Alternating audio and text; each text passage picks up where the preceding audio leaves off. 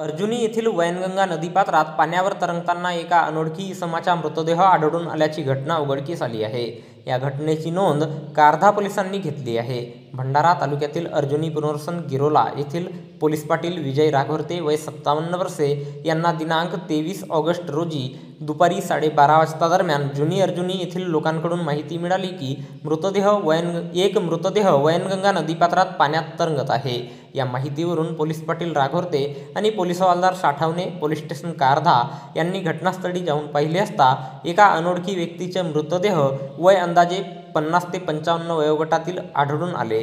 या प्रकरणी फिर्यादी विजय राघवर्ते यांच्या तक्रारीवरून पोलीस स्टेशन कारधा येथे मर्ग दाखल करण्यात आला असून या घटनेचा पुढील तपास पोलीस हवालदार साठवणे हे करीत आहेत। तर मृतकाची ओळख पटविण्याकरिता कारधा पोलिसांचे प्रयत्न सुरू आहेत। तर याबद्दलची माहिती भंडारा पोलिसांच्या वतीने दिनांक 24 ऑगस्ट रोजी सायंकाळी 5 वाजता दरम्यान एका प्रसिद्धी पत्रकाच्या माध्यमातून देण्यात आली आहे।